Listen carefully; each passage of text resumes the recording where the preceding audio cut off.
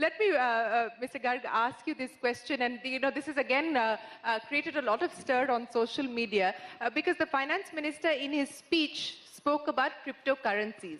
And he said cryptocurrencies are not legal tender. And that is the stated position of the government because it's not legal tender. We understand that. But he also said that the government will crack down on using cryptocurrencies for illegal activities. Now, the question one is, if it's not legal tender, is the government going to say at some point, there is a committee that you're a part of, that you're looking into, are you at some point going to say that trading in cryptocurrencies is an illegal activity?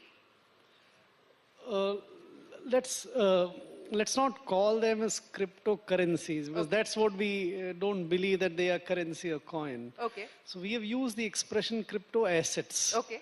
Right. So these crypto assets are being used today. The exchanges are being set up. A lot of people are buying it, and there is a trade going on without understanding the full fundamental values of that. So what the government has stated, and this is a progressive policy statement which has been coming out. Once, a couple of weeks back, we said the government does not treat this as a currency and coin at all. Now in the budget speech, the finance minister said that we will not allow its use for the payment system and also payment of illegal activities. Right? Yeah.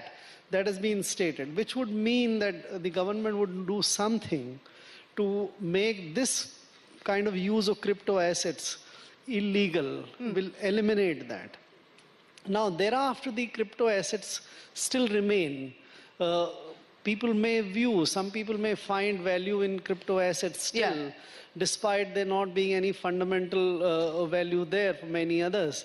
And that would require it to be sort of regulated in a way so that whatever transactions takes place in crypto assets for the part which is legitimate is regulated by the regulators. This becomes transparent. But isn't that part already transparent, because they follow the KYC norms, and I understand that there's been notices that have been sent to people, and there have been surveys and not raids that have been conducted. So can you explain to us what is the nature of regulation that you're looking at bringing in? Because I would imagine even the global markets are listening to what is happening here in India, because while we've seen a fair degree of volatility today, the prices of the Bitcoin, etc., have crashed quite significantly. So they are watching what India is doing as well, sir.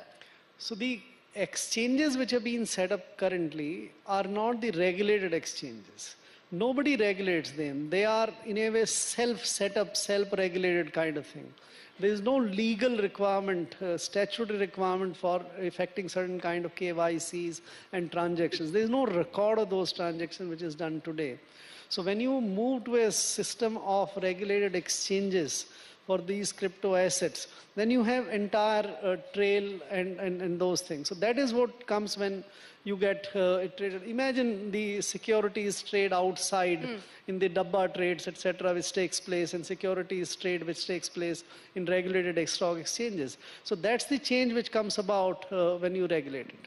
Okay, so when can we expect the committee to finalize its recommendations? Because there was a previous committee as well which put out its recommendations, which was never made public. So when can we expect regulation on this front? We hope now that within this financial year, the committee would finalize its recommendations, and then it would require legal changes, it would require regulatory assignment to be made, which regulator would do it. So all which regulator will do it, sir? So let us see, let's wait for that recommendations to emerge in the government decisions. But certainly there would be a regulator who would regulate. Okay.